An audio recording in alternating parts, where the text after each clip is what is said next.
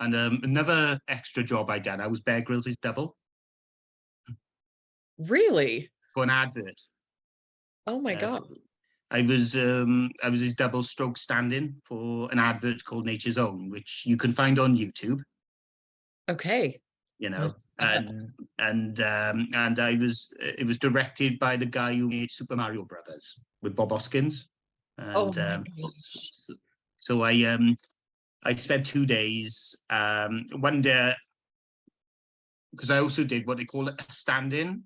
Mhm. Do you know what stand-in is? I had to, so when they were doing all the camera setups, I had to hold this bag of goldfish while they were sprinkling water and all that. And then when they got the shot, then Bear comes along and says, "I'm Bear Grylls," Oh my gosh. and all that. But the advert I did, I had to run towards these Scottish Angus bulls, and I had to run past them with a camera following me. Oh, that And sounds scary. yeah, well, it wasn't too bad, but I remember Rocky Morton, the director, was like, "Good morning, Mr. Ninnis." I was like, "Good morning, Mr. Morton," and he's like, "Can you run?" I said, "I think I can." He said, "Right, I want you to run over those fields until I tell you to stop." So I ran now, and he was like, "Right, okay, that's a bit too fast. See those bulls over there?" It's like, "Yes." "I want you to run towards them." "Okay." So I ran towards them, did about 3 takes, and then when he finished, Bear had to do his thing then, and then there was another bit. Then later on, I was asked, I had to do the stand-in bits, and Rocky said, "Right, John, you're Bear Grylls. You've been in the jungle for hours and hours and hours, and you're tired. See those rocks over there? I want you to pretend to go to sleep." So as I was going to go along now, because it was raining the day before, the first assistant said, to one of the crew, "Could you get some towels for John to lie on the ground now?" And the director was like, "F towels. John is Bear Grylls. John, can you handle realism?" "Yes." Lay on the ground. So I laid on this damp ground for half an hour where they were doing all the zooms and all this now. And when I finished there, Bear comes along and he's like, looks at my back. He said, "The ground's wet, is it?" I was like, "Yes." So Bear says to the first assistant, "Right, could you get some towels? He doesn't want his back wet." So the Oh, first assistant, "But get some towels. We don't want Bear to get a wet back, and hurry up." I oh, never laughed so much in my entire life, and that's hilarious. you know, and Suffer for your art, that's for sure. I just found it, as I say, I just found it more amusing with and I could understand because he's the product, he's the product, and you got to look after him. Whereas as essays, we're probably like sheep. Yeah, maybe. Alfred Hitchcock once said that actors are like sheep. You just make sure that they get in a fence and all that. But I just thought, oh, I done something that Bear didn't do. And that was 10 years ago. But it's actually, the advert is actually on YouTube called Nature's Own, and you see 12 seconds in, someone that might be Bear running towards these bulls. That's me. Oh my gosh, I will Yeah. absolutely look it up after we get off this call here. Yes. That's funny. And as I say, I it's one, as I say, it's one of those stories I would like to tell my son a couple of times. I like to tell my grandchildren. One day I ran past bulls, but I think that's me being Welsh. That's sort of like that Celtic thing of Uh-huh. doing something a bit daring. you know, Yeah. uh, I think there's a reason why the Welsh, the Scottish, and the Irish have got this cult. That sort of like doing something really earthy, if that makes sense. Mhm. So it's not just me saying, "Oh, I've done something that Bear wouldn't do." It's just sort of something that me being Welsh would do. you know. Proud Welshman. Yes. Absolutely. Own Absolutely. Welsh women as well. Mustn't forget Welsh women. Welsh women can be tough as well. Yes. and You as a intelligent. proud Welshman, and then as a Welsh people. Welsh people. yes, Welsh people. So a couple things. So what was your favorite part about your time on Sanditon? Do you have a specific thing you liked the best, or a memory that was your favorite? I think it was just being on a set, and it was quite a family atmosphere, and it was very professional, but it was very, it was everybody looking out for everyone, and the same thing when I had someone like James Boland and Anne Reid looking out, looking out for the smaller, small person. I thought it was great, and I think it was like a nice family atmosphere. I actually did enjoy my month on Sanditon. It was nice driving from Wales to England each day.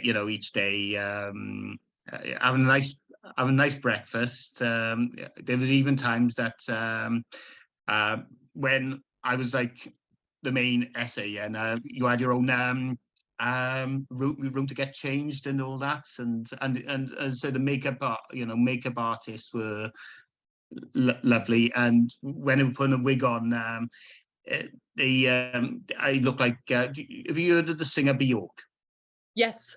Well, I know when Bjork had her hair, it was sort of like elastic and it was sort of like twisted and stuff like that. Before they put the wig on, they did all the twist on the hair, put all these elastic bands before they put the wig on, and all that, and then the costume, it was like the tights was very tight, Yes.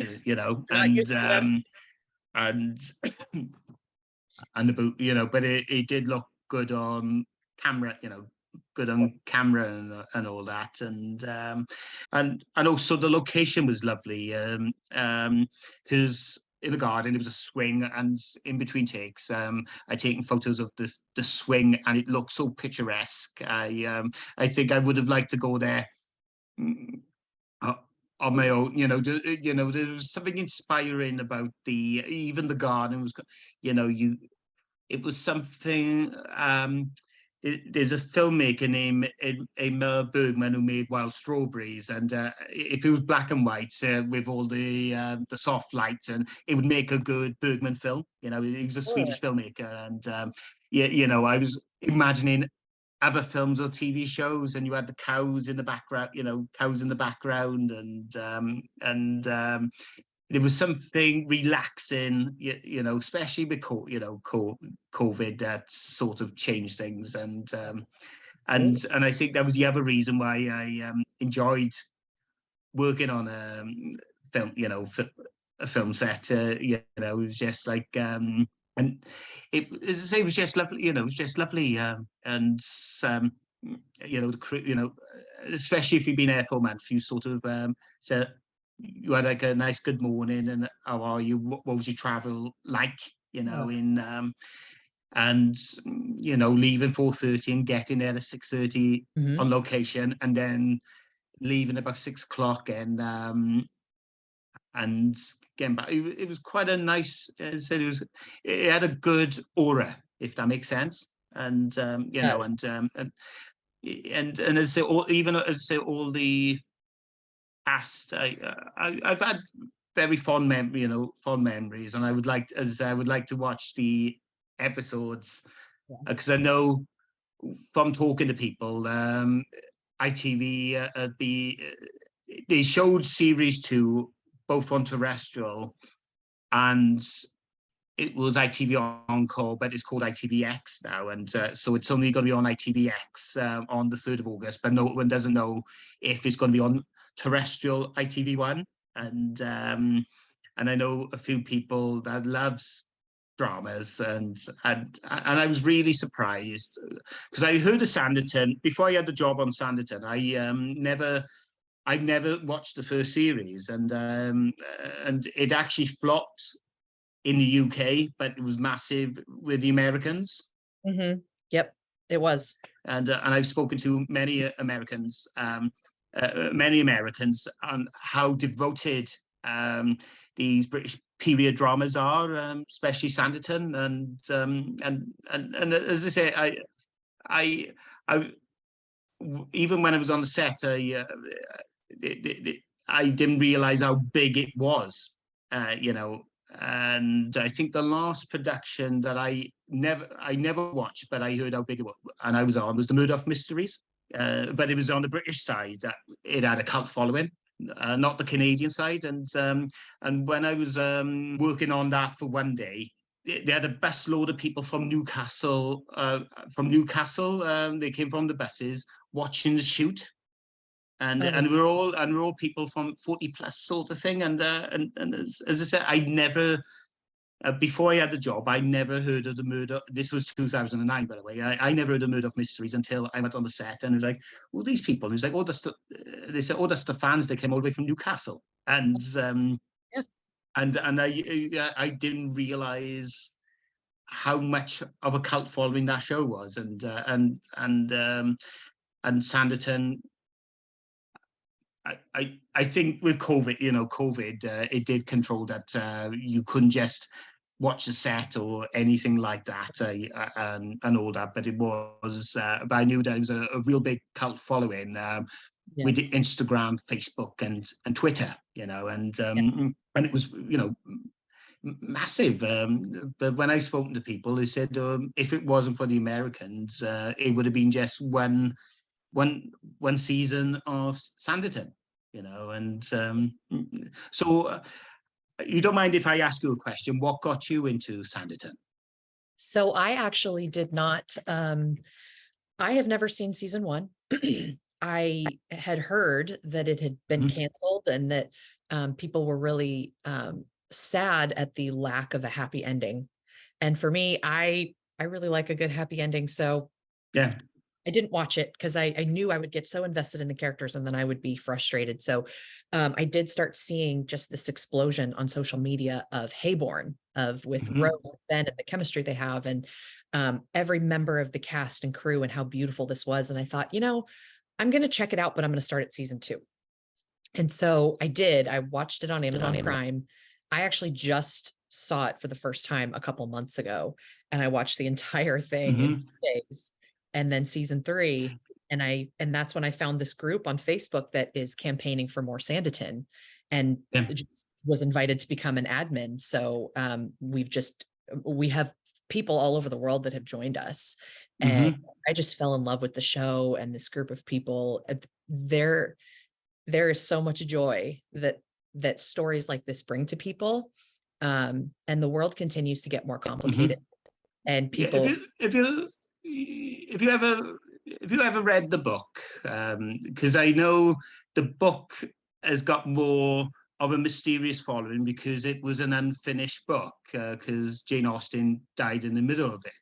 It's sort of like Jane Austen's Kafka, because Kafka, because Kafka was an unfinished book, and I know originally the writer actually said to his solicitor, "I do not want this book released," and solicitor needed money, and the trial got released as an unfinished book. And Sanditon, I think there was another. I think Charles Dickens was another writer that had an unfinished book. I think Edwin Drood. I think that was the unfinished book. But I think that's also got more of a curiosity, that it's an unfinished book, but it's sort of.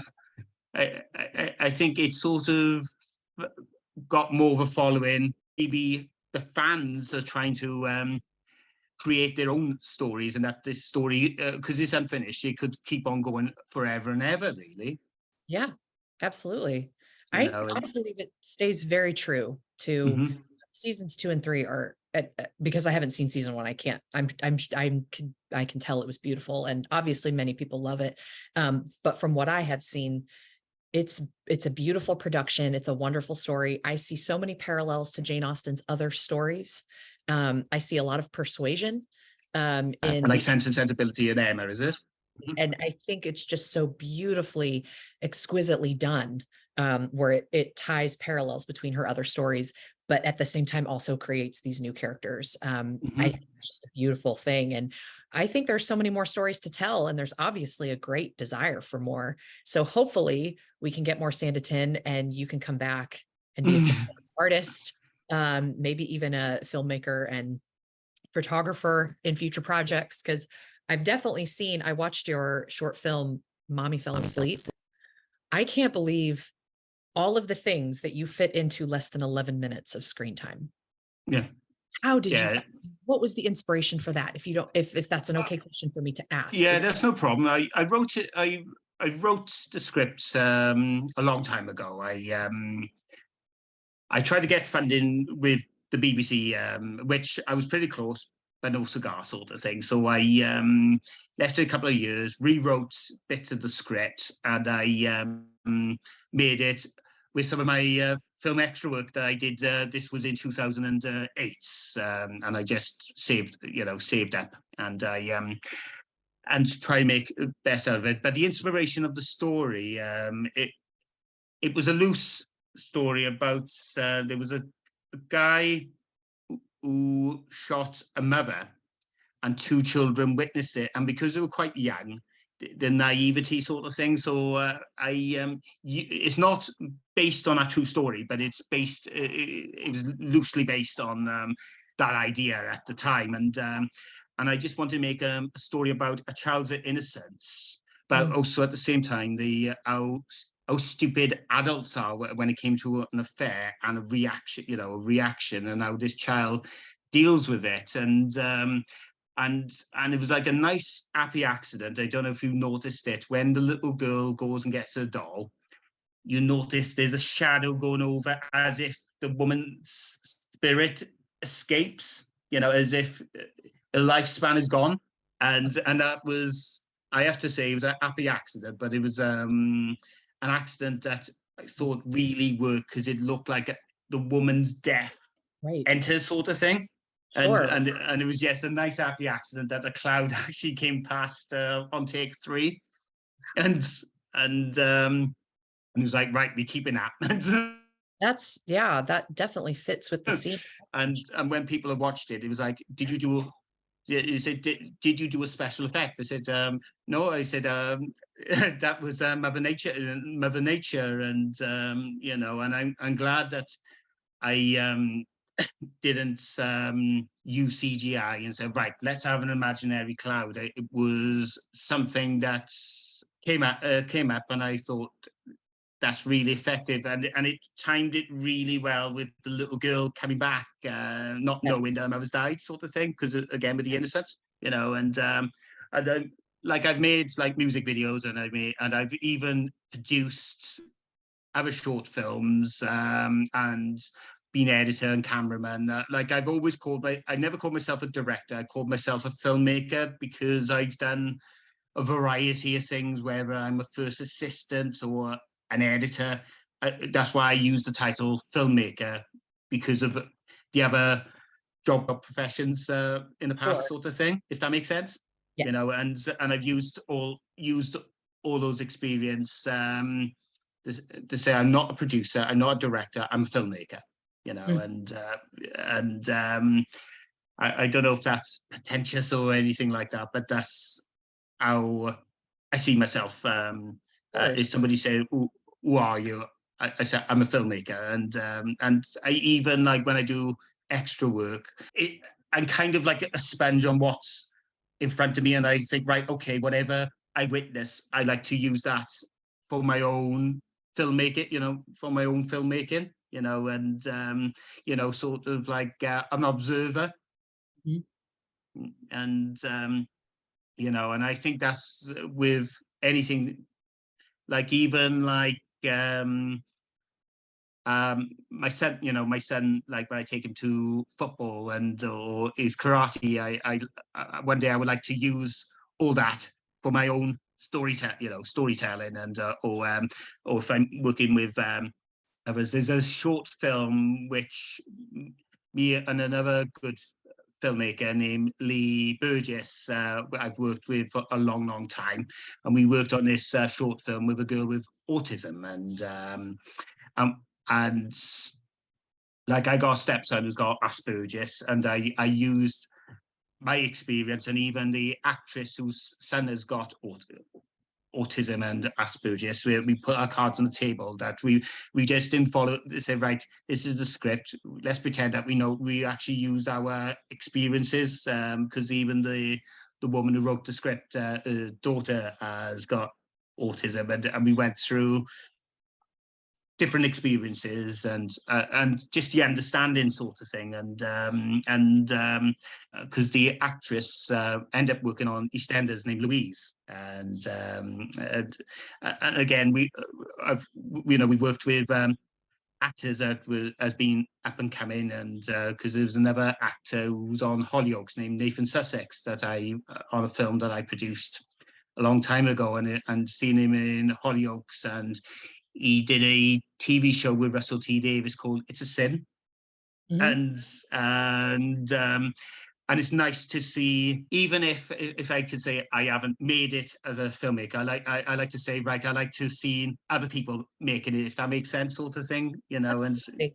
and seeing him climbing the ladder, and even like seeing there was an actor he was on a short film, and he ended up working as a script editor on Coronation Street, and I think stuff like that makes even like these low budget short films I make look grand, because that they've been people that's worked on other professions, if that makes sense. Yep. And I think it's so important to remember in all aspects of life that even if we don't feel that we have arrived per se at a certain thing, our work and our art is still so important.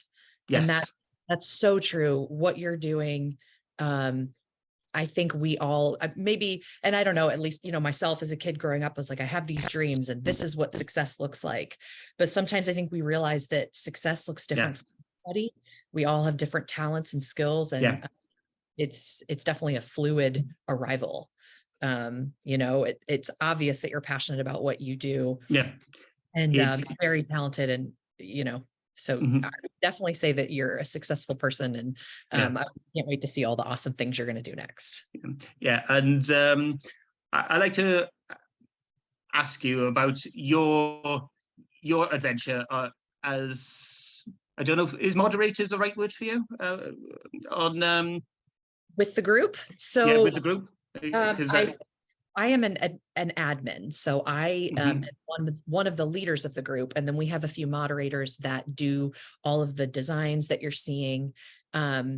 So basically, after I finished series 3, I went on Facebook to try and find a fan group to join, just to get more information and learn more about it, because I'm very passionate about Jane Austen, British entertainment in general. Some of my favorite shows are The Vicar of Dibley. That's one of my favorite shows. I adore Dawn French. So anyway, so I group, and I started interacting with people, and they had asked if I wanted to kind of join the leadership team, and then eventually went from moderator to being invited to be an administrator. And we started really I kind of started after they had formed the group, but we're really in the step A, step B, very preliminary stages. And we have since expanded to YouTube, which obviously that's me. So I'm the one that does the interviews. We have somebody that everybody has different like responsibilities and different platforms. So we have Twitter, Instagram, Facebook, YouTube. And it's developed so much because now not only are we a fan group that wants more Sanditon, but we're also trying to provide an immersive experience into the world of Sanditon, the Regency era. So we do a lot of research, and we share this with our group, and we have really interesting discussions. And it's just a really, really fun place to be. And we just start trying to welcome as many people as we can. And, there's strength in numbers, and there are so many people out there that want more Sanditon. So, and everybody kind of has different approaches to it, but this is our approach to it. And I'm really happy to be along for the ride and helping make that happen. So does that answer your question? Yeah, no, as I say, I think it's quite important, even from my side. Like, I could tell my stories, but I also believe that the fans have got a story to tell, and an admin has got a story to tell, and so, and so forth. And I think I think when you do something like a passion, and I think from the 2 years I know about Sanditon, there is a passion for watching, watching a TV show or reading the books and all that. And I think that's, without the fans, you haven't got a show, and I think it's all about curiosity, curiosity and all that. I don't know if I'm talking gibberish, pardon me. So No, I know exactly what you're saying. yeah, That absolutely is the case. I thank you for asking that. I think that just further, I mean, just between your stories about how kind people were on the set and how, yeah, Anne and James were, oh, you can put the tray down in between sets and asking you about you. And I think the more I hear about this group of people that brought us the story, the more I'm just impressed and yeah, awed and just really respectful of what you guys yeah, did. Created this wonderful thing, and you did yeah, it by being kind to each other and yeah. building relationships and friendships while building your resume. And we just don't have enough of that in the world. And Yeah, it's like, it can be very easy, because I know, uh, from my own perspective, working on a film shoot, it can be very daunting. It can be very daunting and very pressurizing, and it'd be very easy for one or two people that can slag it off and say, "Oh, he or she was a sod."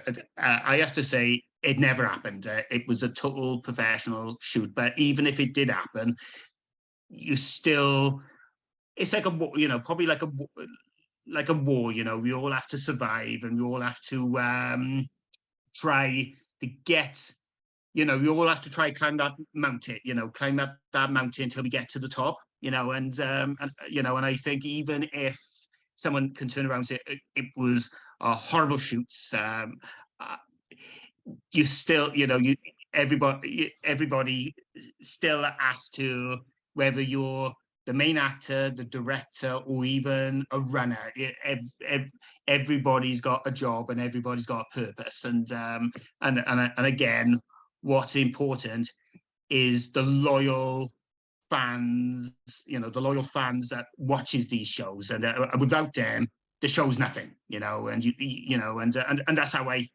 see life, really. yeah, we need each other. We really do. I mean, Mhm. I know that sounds a little camp cheesy, but what we're trying to do, and it's funny because I didn't name my dog. I adopted him from a shelter, and they had named him King Arthur, and it just stuck with me because my last name is King, so I knew he was the dog for me. But I've looked a lot into, the mythology and the legend of King Arthur, and I'm so fascinated by the idea of a round table. And I love that he did that because he Yeah. wanted everybody to be on equal footing, and nobody's more important than anybody else. And that's really what Yeah. we're trying to accomplish in our Oh, group. right. There's one thing I was going to say. Talk about King Arthur and also talk about Wales. There's a place called Colbourne, which is near Newport, Okay. and there's a place called an amphitheater. I'll have to find you a photo, and Okay. that's allegedly where the Knights of the Round Table was supposed to be based, allegedly, right? And it's supposed to be, and it's just like this green ground, and it's like they got the borders of like an amphitheater, but that's where the Knights of the Round Table was supposed to be, and it is supposed to be many mythical places, where Arthur's Stone is near a place called Swansea. It's in the place in the Gower, and it's supposed to be a stone called Arthur's Stone. And it's supposed to be like many of these myths of places where Arthur might have had his sword and all that, and the Round Table is Colbourne. And so there is many magical places, places and all that. Yes. Oh, Wales is so rich in history. I'm still learning. Because I'm an American, what you'd call an Anglophile. We love all of that, literature and history and culture. And I love learning about, the UK and that entire area of the world. So I'll definitely be looking into that. I didn't realize there was so much of the King Arthur legend in Wales. So I'll Oh definitely. yeah, yeah, because when I was doing my film degree 20 years ago, my flat was called Queen Guinevere. Was it? Yes. Oh, And because they were all named after like King Arthur, it was all the mythical characters, and I lived in my flat was called Queen Guinevere, which is sadly demolished and turned into nice houses oh because the no. university was the building is still there, which they made a TV show called Sex Education in there, Oh, I've heard of recently. that Yeah, show. Okay. and I never worked on that one, but they filmed the main building in there. But yeah, as for my flat, they've an housing firm has built houses up there now, and it was quite sad because the flat where I live is only 25 years old. It was only about 5 years old when I first lived there, Oh my and goodness.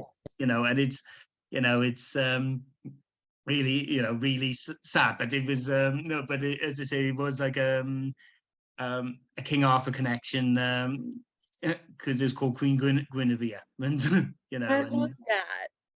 Oh, but it's no, Wales have got.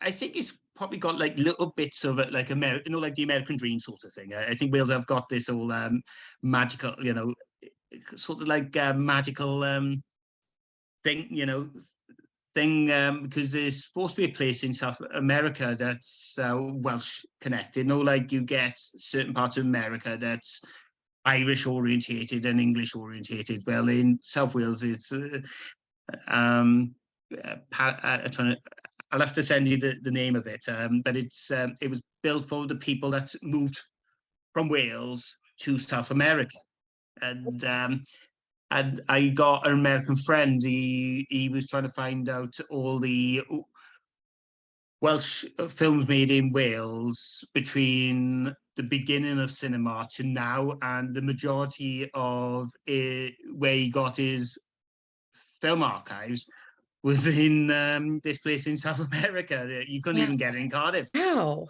my gosh. Yeah, I'd Like love to learn more about because that. there was an Oscar-nominated film, but it is fascinating because like if you talk to some Americans when it comes to Welsh, it's like I'm not going to do an American accent because I can't do one, but they was like, is Wales England?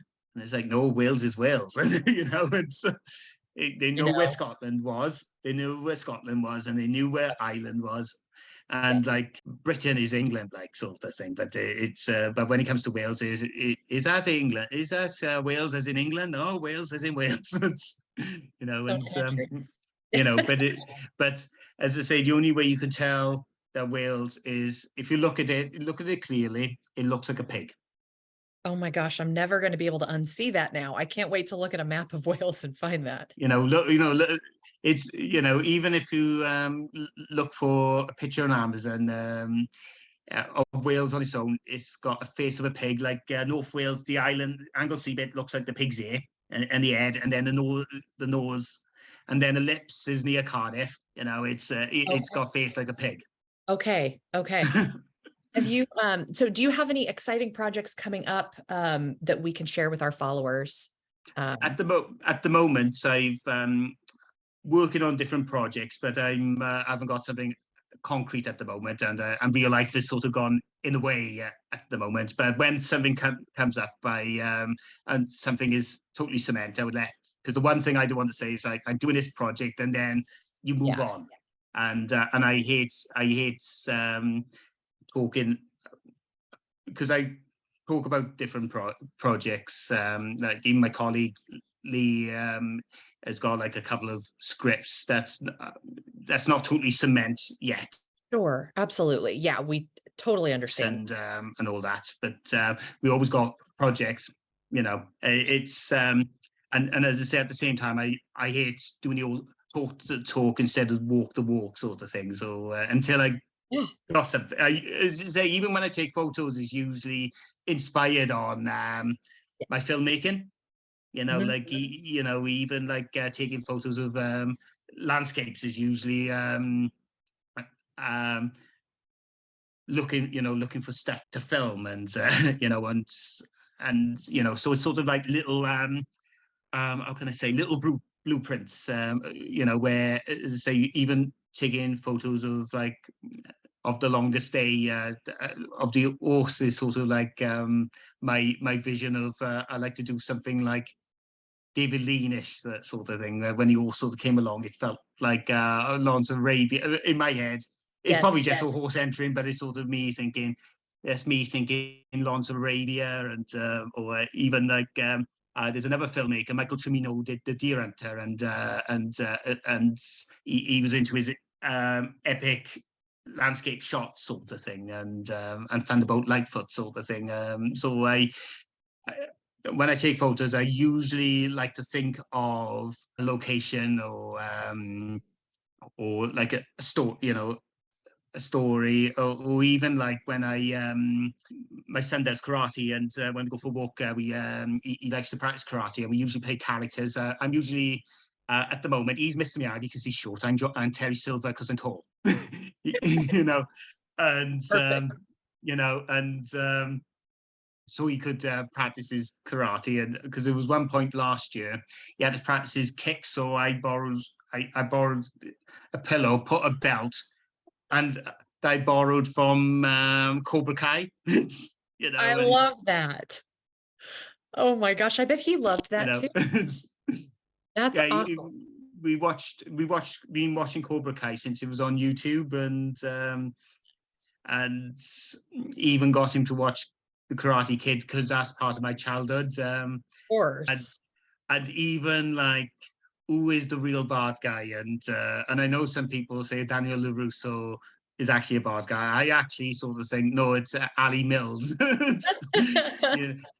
Without breaking up with Johnny, and even though I think they're all as bad as each other, but I sort of like to make the little joke, no, the real brains of who started it was Ali Mills. And it's awesome. And they were like if it wasn't for the fact, I think they would be best mates sort of thing. And I think that's why, even like Cobra Kai, why Johnny Lawrence, even in Karate Kid, I think he is a likable person, even though, yes, he does beat up Daniel, but Daniel doesn't do any favors either. And but I think they're so likable, and another film I was influenced as a kid that I never been a boxer is Rocky. I think there's something about Rocky.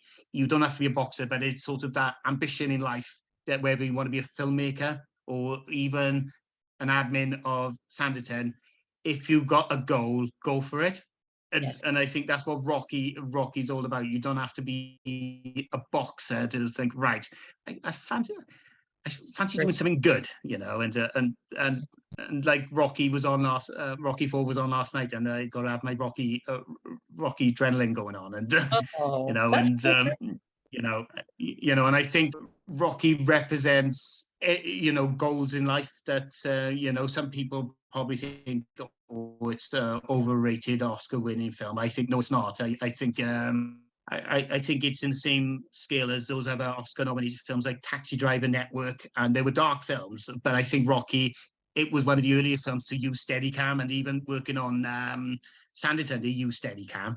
Mm-hmm. And so without Rocky, we wouldn't have that introduced the Steadicam.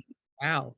Sanditon would use Steadicam, and I know it's a strange jump from Rocky to Sanditon, but it is a logical in its filmmaking. That I talked to some of the Steadicam people, and and they got a lot of weight. It's not just because they're walking backwards, and they probably cost more than a basic cameraman. But yet they come out with these really good cinematic shots where you feel movement, and as I say, all thanks to Rocky, we had like the Steadicam of Sanditon. Yes. Well, I mean, it's got to start somewhere. Yeah, exactly. Exactly. The way for so many. you know, even Stanley Kubrick, The Shining was Steadicam as well, from all thanks to Rocky. Oh, thanks to Rocky. That's so Yeah. wonderful. Well, John, You know, thank you so much. I no have problem. so enjoyed chatting with you. No problem. Are you okay with us sharing this on our YouTube channel and with our followers? That's no problem. That's no problems at all. You know, but it, you know, just as long as I haven't given any plots away or talk You have not. nonsense. No, No. not at all. No. Seriously, it's been such a joy talk. I just realized we've been talking for about an hour and 40 minutes, and it has Oh felt dear. like Oh much dear. less time. So I don't want to keep your Saturday night. Thank you so much. No. I sincerely have enjoyed meeting you. Right. Nice to meet you. Hold on. If I try to find my finger, that's my handshake. Okay, there we go. Okay, so if you put your finger in the middle, do like a little handshake. Nice to meet you. Okay. Nice to meet you, John. We'll be talking soon. Nice to meet you. You take care. You take All right. care. You Okay, too. Bye.